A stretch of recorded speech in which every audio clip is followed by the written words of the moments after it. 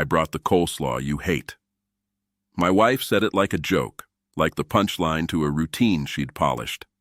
"My name is Daniel Reed. I'm 34, and I manage logistics at a medical supply distributor outside Sioux Falls, South Dakota." Jenna, my wife, held up the plastic tub and laughed toward her phone, not toward me.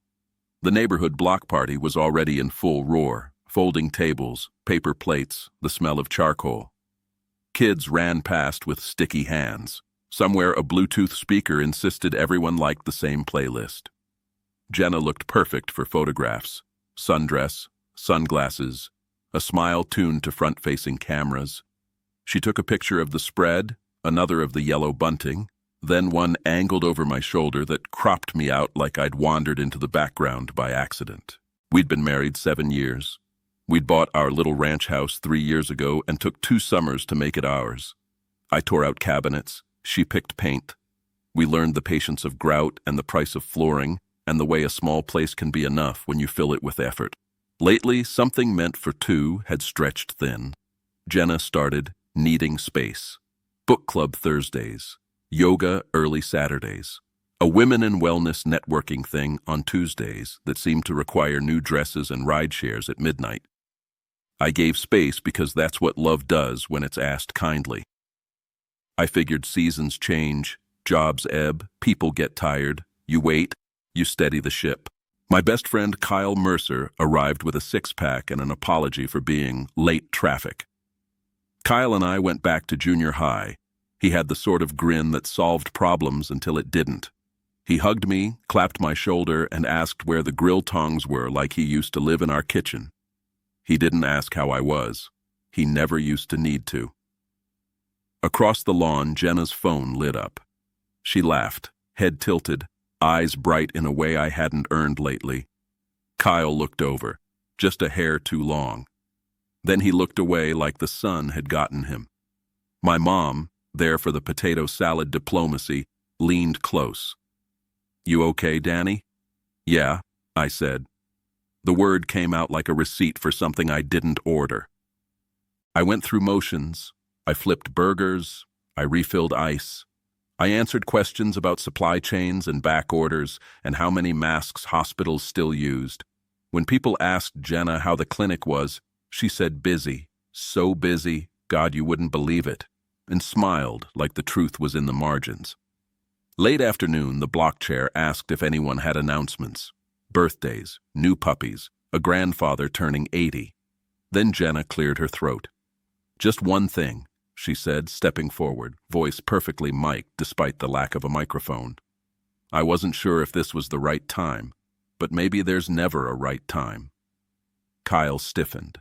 I felt it across the grass, like a wire pulled tight. "I'm leaving Daniel," Jenna said. "I've been unhappy for a long time, and I'm moving out tonight." Kyle and we didn't plan this, but we're in love. The world went silent in the messy, sticky way only real life can. A plastic fork hit concrete. Someone's kid kept laughing because he hadn't learned yet where grown-up noises turn. Jenna reached for my hand as if to bless me with the honor of my own humiliation. I stepped back a fraction. Kyle stared at the grill like medium rare might answer metaphysics. "You could have told me privately," I said. My voice didn't shake. I watched that fact surprise her. "I tried," she said, which was a lie, because there are texts and there are timestamps, and there is the length of a marriage inside which certain sentences live or they die. She lifted her chin. "Honesty matters." "Great," I said. "Let's be honest." I didn't raise my voice. I didn't throw anything. I didn't make a scene. The scene had already been made, pressed, and styled for views. I nodded once, as if approving the theme of a party I hadn't been invited to. "Okay," I told her, "if this is what you want." Her mouth fell open, not the reaction she rehearsed. "That's it?" she said. "You're not going to fight for me?" I looked at Kyle. "Congratulations," I said, like a toast that didn't need a glass. Then I picked up my keys from the picnic table and walked to my truck. I could feel everyone's eyes like birds perched on a wire. I could feel every neighbor trying to decide whether to look away. I drove 2 miles to the interstate and pulled into a quiet exit with a diner that smelled like coffee and old stories. I didn't drink the coffee. I just watched it steam. My phone buzzed. Jenna, then Kyle. I let them stack. When Kyle called the 4th time, I answered. "Man," he said. His voice in my ear sounded like a message left under a windshield wiper. I didn't want it to go like that. "It went exactly like that," I said. "It's not what you think." "Is it not my wife and my best friend?" Silence. Then, "Where are you?" "Doesn't matter." "Danny, we should talk like adults." "We will," I said, and hung up. Because what grown-ups do, first, is check the bank, then the phone plan, then the title to the house. What they do is breathe. Outside, a train passed, dragging 100 cars of someone else's freight towards someone else's need. I opened our shared phone account. There are logs that don't lie. Midnight calls, early morning calls, calls labeled workout that lasted 57 minutes. A thread of blue and gray that tied my living room to Kyle's apartment wall. A map you could fold and put in your pocket and take out whenever you wanted to learn how faith unspools. I closed the app and opened another. Not Jenna. Brooke. I'd met her once at a charity bowling night. Quiet, quick to laugh, a nurse with eyes like sleep you trust. She'd been standing near Kyle, but not close enough that I made a note of it. I didn't have Brooke's number. I had something else. Evan Mercer, Kyle's older brother, who once sat with me 3 hours in a hospital waiting room when my father's heart decided to forget itself. Evan owed me nothing. What he had was a memory for the way people treat you when they don't need you. He answered on the 2nd ring. "Danny." "Evan." Weird question. "Is Kyle seeing someone?" A pause. The measure of a decision. "Why?" "Because my wife announced at a block party that she's leaving me for him." A longer pause. "Jesus." Then, "Yeah. He is. He's engaged. Brooke Delaney, small family ceremony 2 days ago. They kept it quiet because..." He stopped. "Because Kyle." I stared at the blinking open sign in the diner window. It felt like a laugh that forgot its punchline. "Thanks, Evan," I said. "What are you going to do?" "Something adult." I booked a room at a cheap motor lodge on the south edge of town. I lay there and stared at the stucco swirl ceiling like it might reveal the shape of an old constellation. I slept in 20-minute pieces and woke with my jaw clenched around decisions. Morning, I called an attorney, Marisol Alvarez. She'd handled our neighbor's business sale and scared a man twice her size into settling in 32 minutes. "Mr. Reed," she said, voice calm as a ledger, "tell me what happened." "My wife made a public announcement. I need a divorce. I want the house. I want to freeze our joint accounts today. And I want a clean, legal record of what happened." "Do you have documentation?" "Phone records," I said. "Screenshots. Our budget spreadsheets. My bank statements. The mortgage is in both names. The down payment was mine. I've covered the last 3 years. "Good," she said. "We'll preserve everything. Don't confront. Don't post. Don't escalate. Let the paper speak. I also need you to draft a notice regarding my property at the house and a supervised retrieval." "On it," she said. "Anything else?" "Yes." I inhaled. "There's another woman. Brooke. She deserves to be told by someone who loves her, not someone who wants to win." "That's not a legal instruction, Mr. Reed." "No," I said. "It's a human one." She didn't answer that. She didn't have to. We both knew what kind of story was being written and what kind of ending I wanted to live in. I called Evan back. "Do with this what you think is right," I said, and told him about the block party and the ringless honesty of a public stage. He exhaled, long. "I'll take care of Brooke." "Don't tell her my name," I said. "This isn't revenge. It's the truth.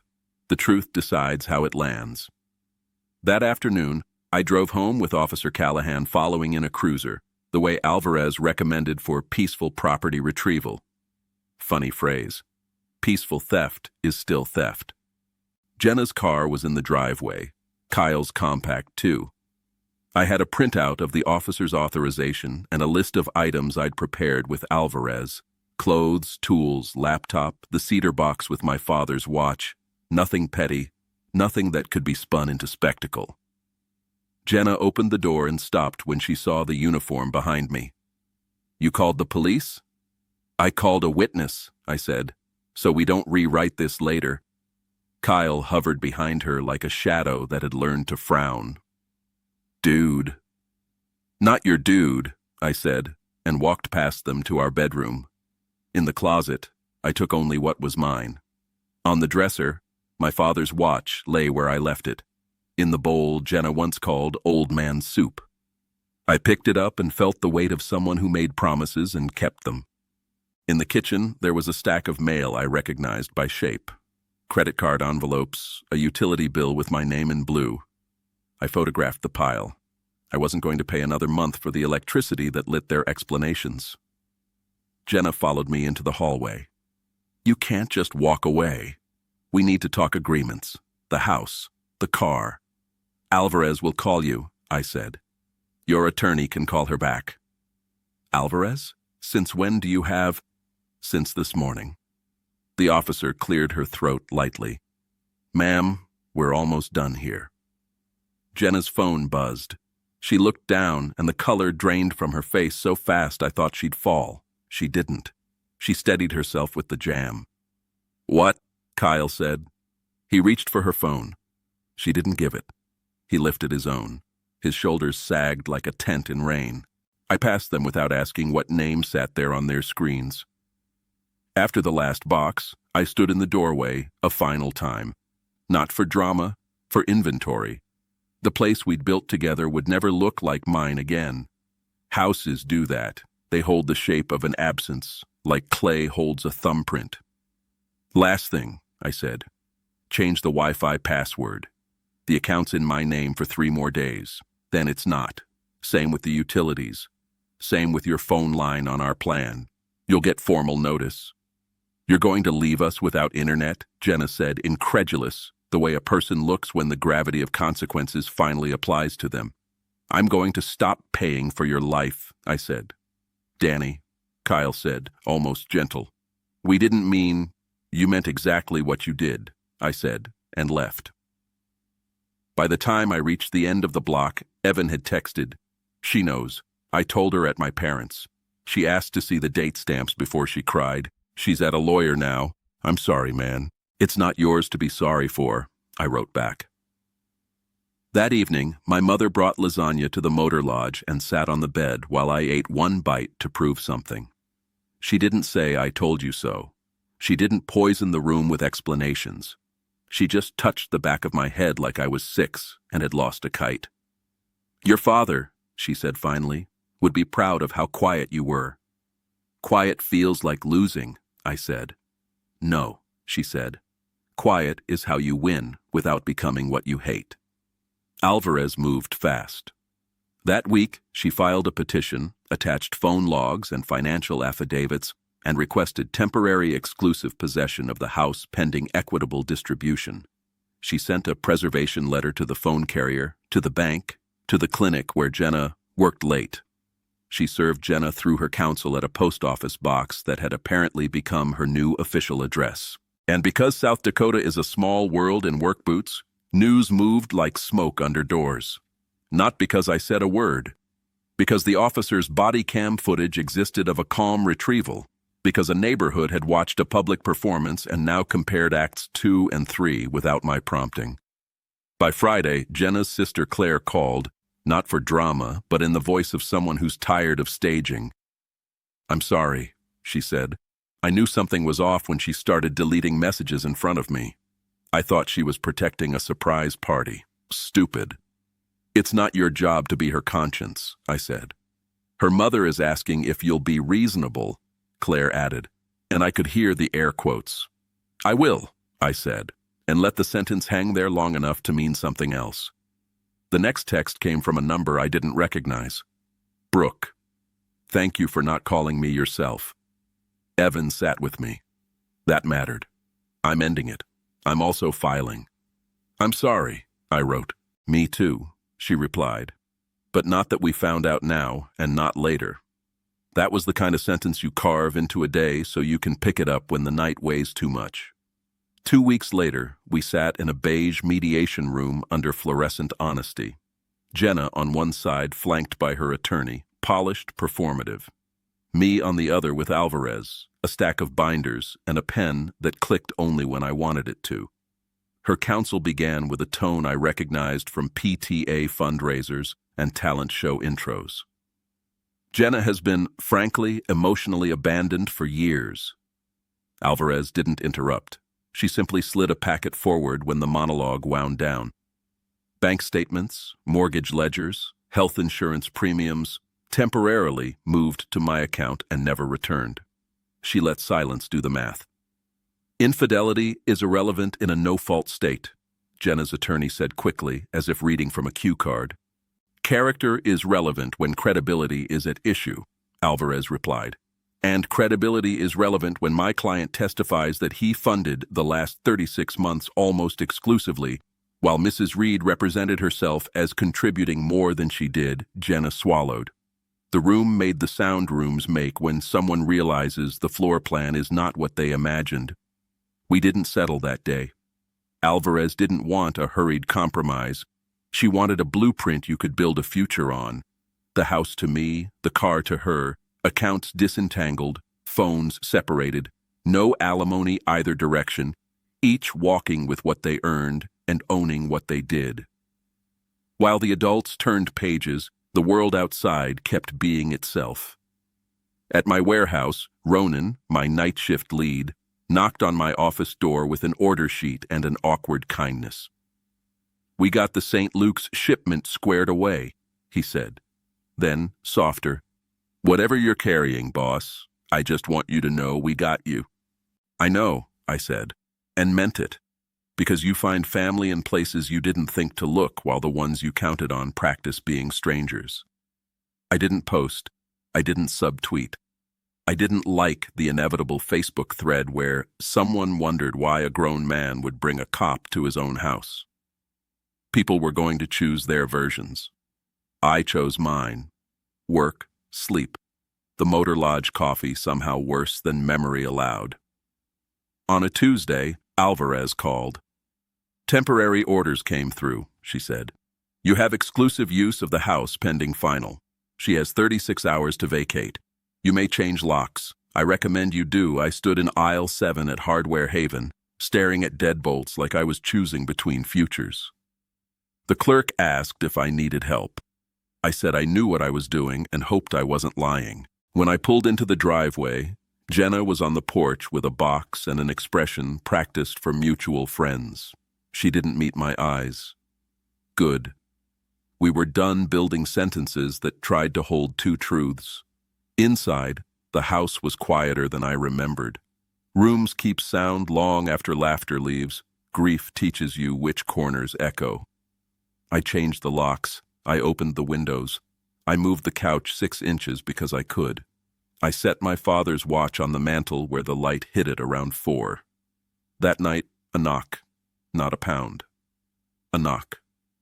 I opened the door to Claire. "She wanted to ask you in person," Claire said gently, like someone announcing bad weather. She handed me an envelope. Inside, Jenna's handwritten apology that kept being about how hurt she was until one line wasn't. "I am leaving the house keys with Claire." "Thank you," I said, to Claire more than the letter. "How is she?" "Angry that consequences are not negotiable," Claire said. She looked at my living room like it was a museum for a war no one needed. "She'll land somewhere."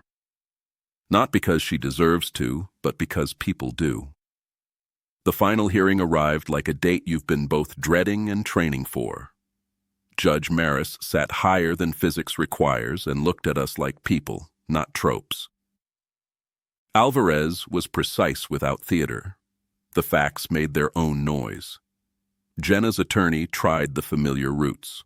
Contributions to the marital home and emotional labor and Equitable distribution must consider. It does, Alvarez said. Equitable is not equal when equal would be unjust. I didn't watch Jenna much. You can drown in that. I watched the judge reading our lives rendered as clean pages. I watched him nod at the math, at the months I'd floated both of us while she floated elsewhere. He ruled, the house to me, the loan refinanced solely in my name within 60 days. The SUV to her. Each keeps individual retirement accounts, no alimony. Each party responsible for debts incurred in their own names after the date of separation. Each party to refrain from contact, except through counsel, for 30 days. The kind of blueprint you can build a next on. When we left, Alvarez shook my hand like a colleague who had done a job right and not like a hero who'd rescued anyone. Go home, she said. Don't celebrate. Just put things on shelves, I did. I bought a lamp that didn't match anything because a life doesn't need to be coordinated to be yours. I fixed the wobbly table leg Jenna always said we'd get around to. I learned the exact minute the mail came and met it at the box like I was greeting proof. And because the universe likes symmetry, I saw Kyle again on a Thursday in line at the Co-op bakery. He looked older by months that weren't on the calendar. He held a loaf of bread like an apology. Hey, he said. Hey, I said. He tried a smile that had nowhere to land. I messed up. I nodded once. We didn't need to workshop synonyms. I wanted to call, he added. You did, I said. 4 times. He flushed. I mean lately. You don't have to be a villain for me to not be your friend, I said. You can just be a man I knew who did a thing I can't let into my house. He breathed out. Brooke, He stopped. She's better off. She is, I said. He looked toward the door like freedom might be outside it. I lost a lot. So did I said. The difference is what we did to earn it. He nodded. He left. I bought my bread. Weeks thickened into months, the way paint does when you leave the lid off and still think you can use it later. At work, I streamlined routes, moved our cold chain staging, negotiated a contract with 2 hospitals I used to fear in emails. My team noticed I was faster, not harsher, clearer. On Sundays, my mother came by with leftovers and told me what the church basement ladies were quilting these days and which grandson had just discovered drums. She didn't ask about Jenna. She asked whether I was sleeping. I lied a little and then stopped lying. Sometimes I saw Brooke in town with Evan and his wife, laughing at nothing important like people who survived a wave. We never talked about the hurricane that introduced us. We talked about the price of eggs and how early winter came and whether the new coffee place was worth the line. Ordinary heroics. A year passed. I didn't mark the block party date on a calendar. The air told me anyway when summer tilted toward September. The neighborhood did another gathering, smaller, quieter, no announcements. Just burgers and sunscreen and kids who'd grown an inch on bicycles that hadn't. I brought coleslaw, the kind I like. Halfway through the afternoon, Claire texted me a picture, not of Jenna, but of a sky above a town 3 states away. She moved, the message read. She got a job answering phones. She's renting a studio with a view of a parking lot. She told me not to tell you, so of course I am. A beat later, she's angry less, sad more. That's a step, I wrote back. Not forgiveness, not spite. A sentence with room for a human. 2 months later, I found a padded envelope in my mailbox with no return address. Inside was my spare truck key and a note with 4 words in familiar handwriting. I'm sorry for me. It wasn't enough to be a bridge. It was enough to be a period. That winter, Alvarez sent a final packet, recorded deed, settlement receipt, case closed. I put it in the file cabinet behind the furnace where I kept taxes and a copy of my birth certificate and other proof that I existed on paper as surely as in rooms. Spring came like it always does here. Overnight, in a green you can't argue with. I bought a second-hand kayak. I learned a little river and a better current. On a Saturday I didn't owe to anyone. I paddled until my arms asked me to want something else. Sometimes people ask me, gently, like they're afraid the story might wake. A question they think is the important one. How did I move on so fast? I don't tell them about the Motor Lodge coffee or the way the house sounded the first night the new locks clicked. I don't tell them about the moment in the diner when the word engaged turned out to mean married, and how reality rearranges itself like furniture when you turn on a different lamp. I tell them the truth that fits in one hand. I didn't move on fast. I just stopped carrying what wasn't mine. Sometimes the best revenge is not revenge. It's letting people live in the houses they built with the tools they chose. Consequences keep better records than I ever could. Jenna will tell her story how she needs to. Kyle will too. Brooke will write a different book with different pages. Evan and I nod like men who have learned there are kinds of loyalty you're allowed to outgrow.